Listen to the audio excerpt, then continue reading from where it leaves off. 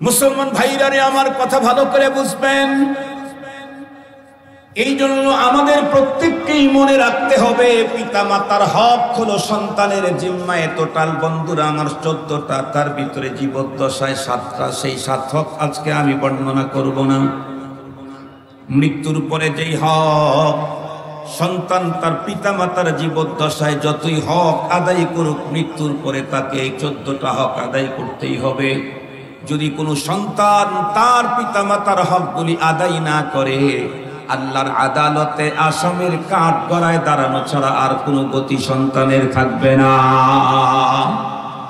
এরপরে আর একটা গুরুত্বপূর্ণ হক, বন্ধুরা আমার, আব্বার অবর্তমানে চাচা এবং আব্বার ফ্রেন্ড সার্কেল যারা আছে, মার অবর্তমানে খালাম্মা এবং তার বান্ধবী যারা আছে, তাদের সঙ্গে বাবা সুলভ আচরণ করা লাগবে। শুধুমাত্র কেবলমাত্র বাবা সুলভ আচরণ করলেই হবে না, বরং আব্বা আম্মার বন্ধুরা আমার প্রয়োজনে যেমন আমি টাকা ব্যয় করেছি, চিকিৎসা করেছি, কাপড় পোশাক আদি যেমন দিয়েছি, আমার যদি ওই পরিমাণে আল্লাহ পাক রব্বুল আমিন যোগ্যতা দিয়ে থাকেন, আর চাচা খালা বাবার বন্ধু বান্ধব মার বান্ধবী যারা আছে তাদের যদি ওই রকমের প্রয়োজন হয়, আর আমার যদি ওই রকমের অবস্থা আল্লাহ দিয়ে থাকেন, বাবা আর মার মতোই তাদের জন্য সম্পদ ব্যয় করা, এটা সন্তানের জিম্মায় হক। মুসলমান ভাইরা রে আমার, এত কিছু করলাম, বাবা ইন্তেকালের পরে তার ওসিয়ত মানলাম, তার সমস্ত দেনা পাওনাগুলি পরিশোধ করে দিলাম, তার জন্য গুনাহ মাপের দোয়া করলাম, তার জন্য কন্টিনিউ বন্ধুরা আমার সব রেসানি করলাম। এমনকি আব্বার অবর্তমানে চাচা, মার অবর্তমানে খালাম্মা, এদের সঙ্গে সুন্দর আচরণ করলাম, তাদের প্রয়োজনে আমার কষ্টে অর্জিত সম্পদ ব্যয় করলাম। এরপরেও আরো একটা গুরুত্বপূর্ণ হক রয়ে গেল, সেটি হলো মাঝে মাঝে সুযোগ হলেই আব্বা আম্মার কবরের পাশে দাঁড়াইয়া জিয়ারত করা লাগবে। আমি যদি লক্ষ কোটি টাকা প্রতি মাসেও বাবার জন্য সাদাকা করি, দেশেই থাকি, বাবার কবরটাও দেশে, কিন্তু আমি যদি মা বাবার কবরের পাশে যদি বছরে একবার না দাঁড়াই, তাহলে আমার ওই হক আদায় হলো বটে, কিন্তু বন্ধুরা আমার 7 নাম্বার হক আদায় হলো না।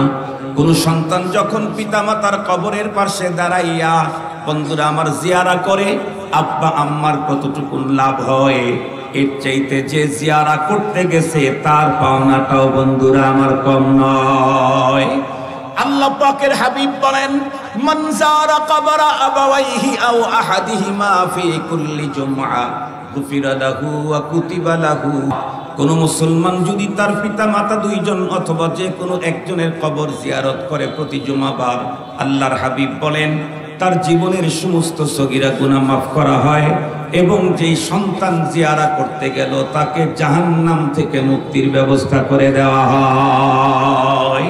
আলহামদুলিল্লাহ, আমাদের ভাই মিলন, তার আপনজন, আত্মীয় স্বজন, ইভেন তামাম পৃথিবীর কবরবাসী মুসলিম যারা আছে, তাদের মাগফিরাত কামনায়, তাদের অ্যাকাউন্টে সব রেসানির নিয়ত দিয়ে যে কাজটা করেছেন, ওনার যদি 1 কোটিও ব্যয় হয়, এর বিনিময়ে ওনার পাওনা অনেক অনেক অনেক অনেক অনেক বেশি, এর বিনিময়ে তার পাওনা অনেক বেশি।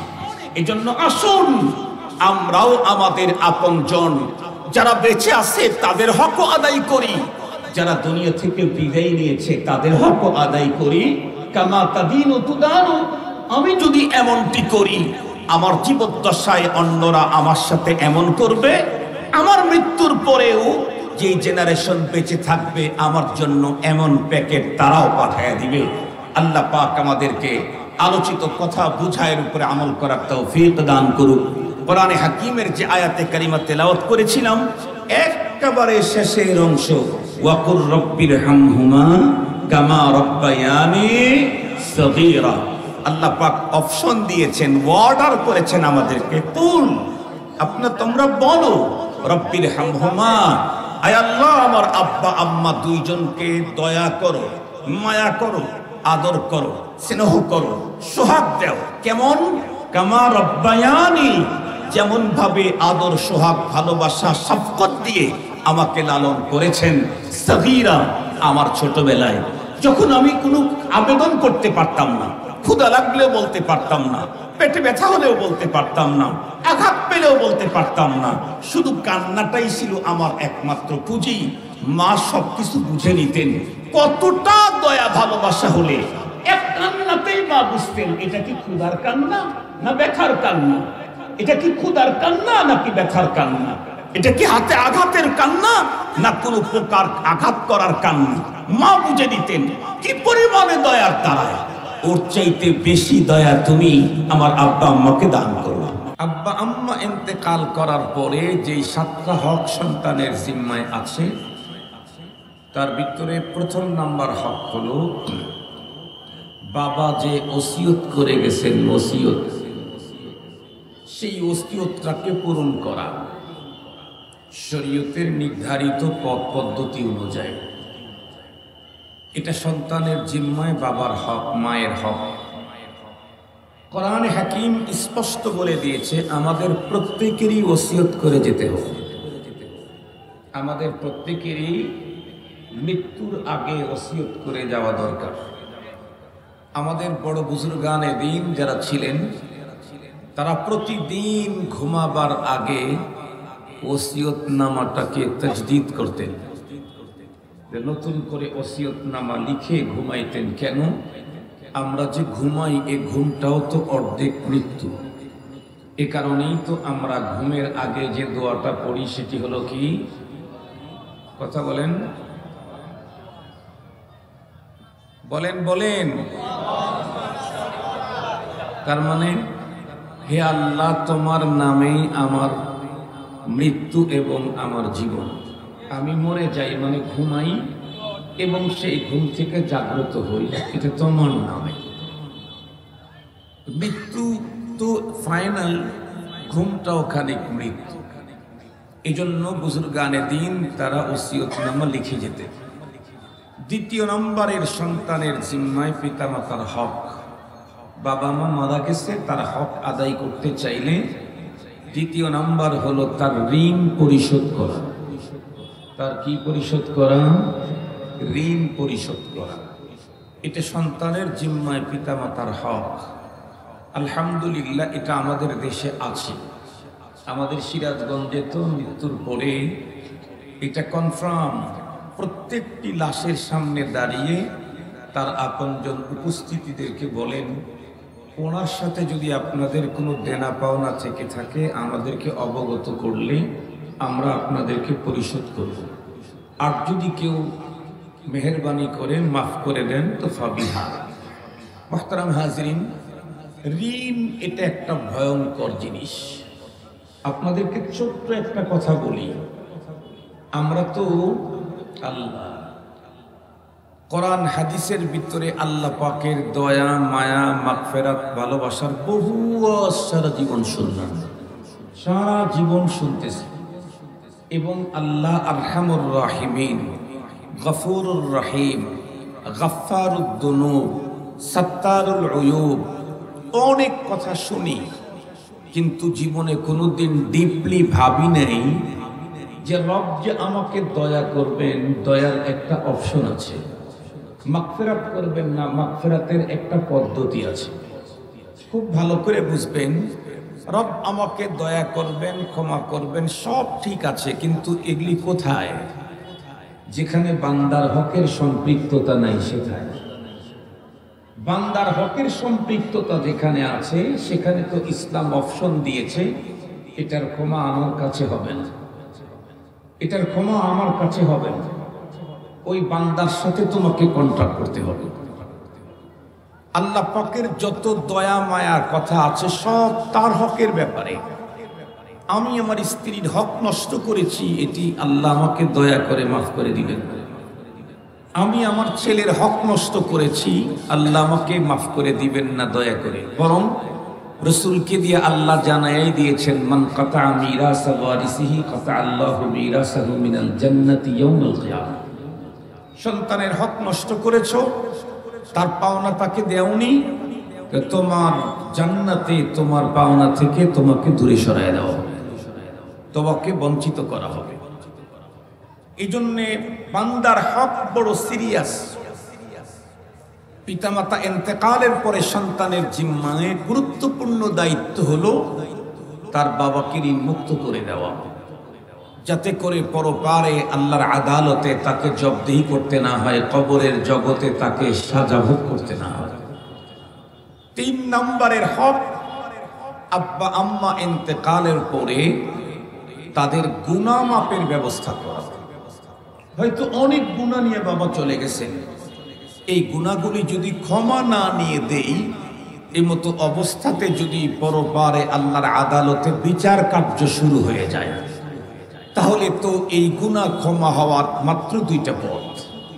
একটা হলো রব যদি নিজের দয়াতে ক্ষমা করে দেন তো ফাবিহা, যদি বলেন আমি আমার দয়া দিয়ে ক্ষমা করব না, আল্লাহর হক, বান্দার হক তো বান্দার কাছ থেকে মিউচুয়াল করাতে হবে, তাহলে সেই ক্ষেত্রে এই গুনাহ মাপ নেওয়ার ক্লিয়ার করার একটাই পথ, সেটা হলো জাহান্নামের আগুনে পুড়ে এই গুনাহগুলোকে ক্ষমা নিতে হবে।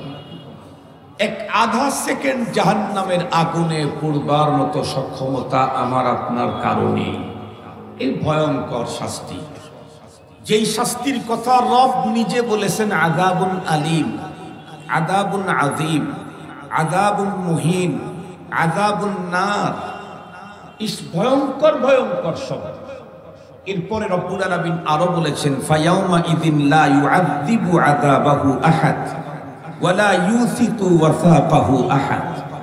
রব বলেন, পৃথিবীতে যত পদ্ধতিতে স্বৈরাচারদেরকে, জালেমদেরকে জুলুম করার দৃশ্য আর কথা আর গল্প তোমরা শুনেছো, এই জাতীয় কোনো পদ্ধতিতে আমি শাস্তি দিব না, আমার শাস্তি হবে এর চাইতে ভয়ঙ্কর।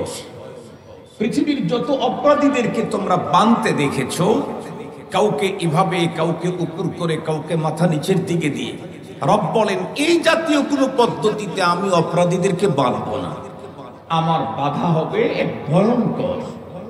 এ কারণেই আব্বা আম্মা ইন্তেকালের পরে তার গুনাহ মাপের ব্যবস্থা করা। গুনাহ মাপের ব্যবস্থা কেমনে করবেন? একেবারে সহজ কথা। আমাদের এক উস্তাদে মুহতারাম বলতেন যে 5 ওয়াক্ত নামাজের পরে তুমি সূরাতুল ফাতিহা পড়ো, সূরা ইখলাস পড়ো, পড়ে এর নেকি তোমার বাবাকে দাও, আর হাত উঁচু করে রবের কাছে বলো, ইয়া আল্লাহ, আমি তো এর নেকি দিলাম, কিন্তু বাবার আমল নামায় তো গুনাহ থাকতেই পারে, গুনার জন্য বাবার হয়ে আমি তোমার কাছে আপিল করতেছি, তুমি আমার বাবাকে মাফ করে দাও, তুমি আমার মাকে মাফ করে দাও। তো বলেন প্রতিদিন 5 বার যদি কোনো সন্তান তার বাবার জন্য আল্লাহর আদালতে জামিনের আবেদন করতেই থাকে, আল্লাহ পাক রব্বুল আলামিন অবশ্যই দয়ার সাগর করুণার আধার, খুব লম্বা টাইম যাবে না, সন্তানের বিনয়ী চোখের পানি আর আবেগী দোয়ার কারণে তার পিতা মাতাকে আল্লাহ তাআলা জামিন দিয়ে দিবেন, মুক্তি পেয়ে যাবে, মুক্তি পেয়ে যাবে। আজকে মিলন ভাই তার আজকের এই বিশাল সমাবেশ, লক্ষ লক্ষ টাকা ব্যয়, এর মূল টার্গেটই কিন্তু লিখে দিয়েছেন আপনজন আত্মীয় স্বজন কবরবাসীদের দোয়া। এটাই টার্গেট আজকে ওনার। এই লক্ষ লক্ষ টাকা ব্যয়ের টার্গেট হলো এইটা ওনার। বহুত বড় কাজ। মনে রাখবেন, পিতামাতা ইন্তেকালের পরে আরো একটি গুরুত্বপূর্ণ হক, পিতামাতার অ্যাকাউন্টে নেকি পৌঁছাবার ব্যবস্থা করা। কারণ আপনার আব্বা আম্মা হজে চলে গেছে অথবা চিল্লে গেছে, যাওয়ার সময় 15 দিনের টাকা নিয়ে গেছে, উনি গিয়ে নিয়ত করছেন 3 চিল্লা কমপ্লিট করে আসবেন, টাকা পৌঁছানো দরকার না? কথা বলেন, টাকা পৌঁছানো দরকার না? উনি দেশের বাইরে চলে গেছেন, জাপানে গেছেন দাওয়াতে তাবলীগের মেহনতে। বলুন তো দেখি, বাংলাদেশ থেকে জাপানে টাকা পৌঁছানো যায় না? বাংলাদেশ থেকে জাপানে যেমন টাকা পৌঁছানো যায়, কারো পিতামাতা কবর জগতে চলে গেছে, জগৎ ছেড়ে আরেকটা জগতে চলে গেছে, আলমে বারজাখ। আল্লাহ পাক অপশন দিয়েছেন, সিস্টেম দিয়েছেন, দুনিয়াতে সন্তান চাইলেই তার আব্বা আম্মার অ্যাকাউন্টে নেকি ঢুকাইতে পারবে। আব্বা আম্মার অ্যাকাউন্টে নেকি ঢুকাইতে পারবে। মনে রাখবেন, কোন সন্তান তার বাবার জীবদ্দশায় পৃথিবীর সব সম্পদের মালিক হওয়ার পরে সবটাই যদি বাবাকে দেয়, বাবা যতটুকু মুস্তাফা উপকৃত না হয়, কোন সন্তান তার মা বাবা ইন্তেকালের পরে একবার সূরা ইখলাস পড়ে এর নেকিটা যদি দেয়, দুনিয়ার জীবদ্দশায় সমস্ত সম্পদ দেওয়ার চাইতে বাবার উপকার বেশি হয় সূরা ইখলাসের দ্বারা। এই জন্য আমাদের উস্তাদ বলতেন, 5 ওয়াক্ত সালাতের পরে সূরাতুল ফাতিহা পড়ো, সূরা ইখলাস পড়ো। আব্বা আম্মার জন্য যতদিন বেঁচে আছো কন্টিনিউ দোয়া করতে থাকো। এই দোয়ার দ্বারায় তোমার বাবার জামিন হবে। এ প্রসঙ্গে হাকিমুল উম্মাত মুজাদ্দিদুল মিল্লাত শাহ আশরাফ আলী থানভী রাহমাতুল্লাহি আলাইহি উনি ওনার কিতাবের ভিতরে ইন্ডিয়ার একটা ঘটনা বর্ণনা করেছেন। আমি ঘটনাটা আপনাদেরকে শোনাই। ইন্ডিয়ার ভিতরে এক বুজুর্গ স্বপ্নে দেখলেন, আপনারা যদি গরম, তো আপনারা যারা ওই পাশে আছেন এইদিকে প্রচুর জায়গা আছে, এই কর্নারে জায়গা আছে, একটু ওই পিছন দিক থেকে স্টেজের বাম সাইডে আসেন, প্রচুর জায়গা আছে। তো গরমের টাইম মানুষদেরকে কেমনি চেপে বসতে বলবো, আমারই তো গরম লাগতেছে, তোমার জন্য যেটা চয়েস করো না আর একজনকে সেটা বলাটা কেমন? তো আপনারা একটু ওইদিকে আসেন, আমি কথা বলবো 10 মিনিট, আর আমার যদি চেপে বসাইতে বলেন তাহলে তো আমার কথাই শেষ হয়ে গেল, সময় শেষ হয়ে যাবে। ওই দিক দিয়ে আসেন, ওই দিক দিয়ে আসেন, এই সাইডে আসতে পারেন, ওই সাইডে আসতে পারেন। তো যে কথা বলতেছিলাম, হাকিমুল উম্মাত থানভী রাহমাতুল্লাহি আলাইহি বলেছেন, এক বুজুর্গ একদিন স্বপ্ন দেখলেন তার এলাকার এক লোককে, যে লোকটা মারা গেছে, তার সাথে ওনার সখ্যতা ছিল দুনিয়ার জীবদ্দশায়। তো মারা গেলে তাকে জিজ্ঞাসা করছেন, ভাই আপনি কেমন আছেন? লোকটি তখন উত্তর করছে, হুজুর আমার বড় বদনসিব, কি আমি পৃথিবী ছেড়ে যখন চলে এসেছি তখন পরপারের পূর্ণ প্রস্তুতি আমার ছিল না। কেমন? যেই পরিমাণে নেকি দরকার এটাও আমার নাই, আবার গুনাহ থেকে ফ্রেশ হয়ে আসা দরকার সেটাও আমার নাই। একদিকে নেকি সংকট, অপর দিকে গুনাহের বোঝা। এই দুই ঝামেলার কারণে আমাকে প্রতিদিন এই টাইম থেকে এই টাইম পর্যন্ত আযাব ভোগ করতে হয়। সে আযাব বড় ভয়ঙ্কর। এ কথা বলে উনি কেঁদে দিয়েছেন।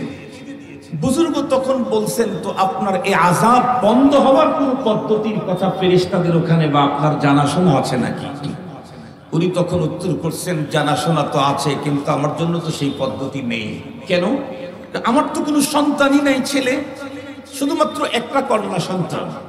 কিন্তু আমার নসিব এমন যে কন্যাটাও দেহ ব্যবসায়ী, কন্যাটাও দুশ্চরিত্রা, কন্যাটাও জানিয়া বেবিচারিণী, যার কারণে আমাকে কেউ নেকি পৌঁছাবে আমার অ্যাকাউন্টে, নেকির সংকট এটা দূরীকরণে কোনো আর সুযোগ নেই। আর আমার গুনাহ মাপের জন্য হাত তুলে কে আল্লাহর কাছে আবেদন করবে, এরকম কেউ আমার নেই। এ কারণেই আমি বড় কষ্টে আছি। আল্লাহু আকবার। বুজুর্গকে ওই মুরব্বী বললেন, ভাইজান আপনি তো আমার মেয়েটাকে ছোটবেলায় দেখেছেন, হয়তো আপনি চিনবেন, যদি ওর সাথে কখনো দেখা হয় আমার আলমে বারজাখের কবর জগতের দুঃখ দুর্দশার কথাগুলি ওকে বলে ওকে দুইটা নসিহত করবেন। একটা হলো, তুমি তোমাকে জাহান্নামের আগুন থেকে বাঁচাও। 2 নাম্বার, যদি সম্ভব হয় তোমার বাবার পরপারের আযাব থেকে মুক্তির জন্য কিছু অ্যাকাউন্টে পাঠাবে। এই দুইটা কথা আপনি বলবেন। বুজুর্গ ঘুম ভেঙে গেছে, পরের দিন খুঁজাখুঁজি করে, কিন্তু বাজারি মেয়ে তো, আজকে এই বাজার কালকে আর এক বাজার, ওরে পাওয়া যায় না। চলতে চলতে হঠাৎ করে একদিন দেখলেন ওপেন খোলা দিঘির ভিতরে গোসলের জন্য দাঁড়িয়ে আছে মেয়েটি। বুজুর্গ দেখে চিনে ফেলেছেন। তো তাকে জিজ্ঞাসা করলেন, এমা তুমি মুসলিম নারী হয়ে এভাবে ওপেন খোলা আকাশের নিচে গোসল করতে আসছো, পানির ভিতরে দাঁড়ানো, তুমি এই কাজটা করো না মা? মা তোমাকে একটা কথা বলার জন্য খুঁজছি তো আমি। মেয়েটি তখন অন্য ভ্যাগ্র মেজাজ দিয়ে বলল, কি আবার কথা আপনার, বলেন। উনি বললেন, মা তোমার বাবার সাথে স্বপ্নযোগে আমার বেশ কয়েকদিন আগে দেখা হয়েছে। তারপরে তোমার বাবা বড় কষ্টে আছে, কারণ তার নেকির পুঁজিও পর্যাপ্ত পরিমাণে নেই, আবার সব গুনাহ ক্ষমা করে নিয়ে কবরে যেতে পারে নাই, যার কারণে কন্টিনিউ তাকে নির্ধারিত টাইমে সাজা ভোগ করতে হয়। মেয়েটি তখন বলল, তো আমার কি করার আছে এখানে? তখন উনি বললেন, তোমার বাবা অত্যন্ত বিনয়ের সাথে অস্ত্র ভেজা কণ্ঠে আমাকে স্বপ্নযোগী বলেছে তোমাকে দুইটা নসিহত করতে। একটা হলো, তুমি তোমাকে জাহান্নামের আগুন থেকে বাঁচাও, তুমি যে পথে আছো এই জাহান্নামের পথ, এটাকে ছেড়ে দাও। আর একটা হলো, পারলে তোমার বাবার অ্যাকাউন্টে কিছু দিয়ে দাও, তাহলে তোমার বাবার মুক্তি মিলে যেতে পারে। মেয়েটি তখন মুখটা একটু বাঁকা করে পানির ভিতরেই দাঁড়ানো ছিল, এক চোল পানি দিঘি থেকে উঠিয়ে উপরের শুষ্ক স্থানে এভাবে ছুঁড়ে মেরে বলল, এই যে চাচা, এই পানিটুকুন বাবার জন্য দিলাম, এর চাইতে বেশি কিছু দেওয়ার আমার কাছে নেই। বুজুর্গ তখন অত্যন্ত দিল তার ফেটে চৌচির হয়ে গেল। আল্লাহ, তোমার জমিনে এমন সঙ্গে দিলের নারীও তুমি তৈরি করেছো যে বাবার কবর জগতের দুঃখ দুর্দশার কথা শোনার পরেও অন্তরটা একটু বিগলিত হলো না। এমন সঙ্গে দিলের মানুষ তুমি পৃথিবীতে তৈরি করেছো, তাও আবার নারী। উনি চোখে পানি মুছতে মুছতে আফসোস করতে করতে চলে গেলেন। এক দুই দিন পরে স্বপ্নযোগে ওই লোকের সাথে এই বুজুর্গের আবার সানিয়ান সাক্ষাৎ। তো দেখতেছে ওই লোক আজকে হাসে। বুজুর্গ জিজ্ঞাসা করলেন, কি খবর মিয়া, কি খবর? কেন? খবর তো খুব ভালো। ভালো মানে? আমার তো আযাব এখন বন্ধ হয়ে গেছে। আপনার আযাব বন্ধ হইল কি করে? কেন? আপনি তো আমার মেয়েকে বলেছিলেন, আপনাকে যে কথাটা বলেছিলাম আপনি তা আমল করেছেন। আমার মেয়ে আমার জন্য কিছু পার্সেল পাঠিয়ে দিয়েছে, অ্যাকাউন্টে কিছু ঢুকায় দিয়েছে। তো রব্বে কারীম ওর ওসিলায় আমার আযাব মওকুফ করে দিয়েছে। আমি এখন স্বাধীন জান্নাতের একজন বাসিন্দা।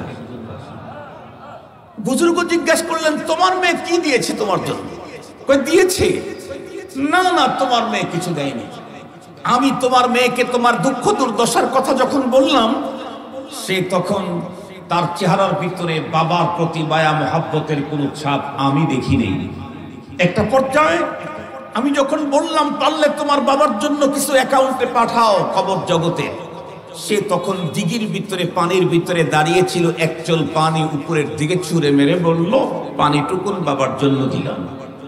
ওই আল্লাহর বান্দা যে কবরস্থ হয়েছে, সে তখন ডেকে বলে, ওগো আল্লাহর ওলি, আমার মেয়ের হাতের ছোড়া পানি জমিনের এমন একটা জায়গায় গিয়ে পড়েছিল যেখানে ছোট্ট একটা কীট, আল্লাহর তৈরি করা ছোট্ট একটা পোকা তৃষ্ণায় কাতর হয়ে জীবনের শেষ সন্ধিক্ষণের প্রহর গুনতেছিল। ঠিক ওই মুহূর্তে আমার মেয়ের হাতের ছোড়া পানি ওর বডির উপরে পড়লে তৃপ্তি সহকারে ও পানি পান করেছে, নতুন জীবন ও পেয়ে গেছে। ওই ছোট্ট কীট তখন আল্লাহর কাছে ফরিয়াদ করেছে, আয় রব, যেই মানুষের ছোড়া পানিতে তুমি আমাকে নতুন করে জীবন দান করলে, ওর আপনজন যদি কেউ আমার মতো মুসিবতে থেকে থাকে, তাকে তুমি মুক্তি দিয়ে দাও। ছোট্ট এই কীট, এই পতঙ্গ, এই ছোট্ট একটা আল্লাহ পাকের তৈরি করে একটা পোকা, এর এতটুকুনের কারণে এটার নেকি আল্লাহ পাক আমার আমল নামায় দিয়ে ওইটার কারণে আমাকে জাহান্নামের আগুন থেকে মুক্তি দিয়েছে। মুহতারাম হাজিরিন, এই জন্য প্রত্যেকটি সন্তান যাদের পিতা মাতা দুনিয়া ছেড়ে চলে গেছে, যত কাজ প্রতিদিন করি তার মধ্যে প্রথম কাজ ফেহেরেস্ত আর সিরিয়ালে মা আর বাবার অ্যাকাউন্টে কিছু ঢোকানো, এটা থাকা দরকার। কন্টিনিউ আমার সন্তানের জন্য তো আমি কোটি টাকা ব্যয় করছি, ওকে তো এস্টাবলিশ করার জন্য আমেরিকায় পাঠাইলাম, কানাডায় পাঠাইলাম, অথচ সন্তান তো আমার জন্য রাত্রি জাগে নাই। রাত্রি জেগেছে তো ছোটবেলায় আমার মা আমার জন্য। আমার টয়লেট তো আমার ছেলে পরিষ্কার করে নাই, আমি আমার ছেলের টয়লেট পরিষ্কার করেছি। আমার টয়লেট পরিষ্কার করেছে আমার মা, আমার টয়লেট পরিষ্কার করেছে আমার বাবা। আমার জন্য নিজের জমি বিক্রি করে চিকিৎসায় ব্যয় করেছে আমার মা, আমার বাবা। মার কানের গহনা, গলার গহনা, হাতের গহনা বিক্রি করে আমাকে বাঁচাবার জন্য সব সাফল্য টাকা ব্যয় করেছে আমার মা। সেই মা দুনিয়া থেকে চলে গেছে। প্রত্যেক দিনের প্রথম টার্গেট হওয়া দরকার, ফজরের সালাতেই আমি আমার মা বাবার অ্যাকাউন্টে কিছু দিয়ে যেতে চাই। টাকা লাগে না তো, শুধু টাকা দিয়েই হয় এমনটি না। সূরাতুল ফাতিহা পড়লেই তো হয়, একবার সুবহানাল্লাহ বললেই তো হয়, একবার দরুদ শরীফ পড়লেই তো হয়, একবার ইস্তিগফার করে বাবার জন্য এটাকে রিজার্ভ করে দিলেই তো হয়, একবার সূরাতুল ইখলাস পড়লেই তো হয়, একবার আল্লাহু আকবারের ধ্বনি দিলেই তো হয়। বাবা মা এতটুকুন যথেষ্ট হয়ে যাবে, বাবা মার জন্য অনেক পাওনা হবে। এই জন্য সন্তানের গুরুত্বপূর্ণ হক হলো, প্রথম নাম্বার ওসিয়ত পূরণ করা, দ্বিতীয় নাম্বার ঋণ পরিশোধ করা, তৃতীয় নাম্বার গুনাহ মাপের জন্য আবেগ ভালোবাসা চোখের পানি দিয়ে মালিকের কাছে আবেদন নিবেদন করতেই থাকা। আল্লাহ তুমি আমার আব্বা আম্মাকে মাফ করে দাও, আল্লাহ তুমি আমার আব্বা আম্মাকে মাফ করে দাও। বাবার অপরাধের কথা যখন সন্তান মালিকের কাছে চাবে, রব্বুল আলামিনের তখন রহমতের দরিয়ার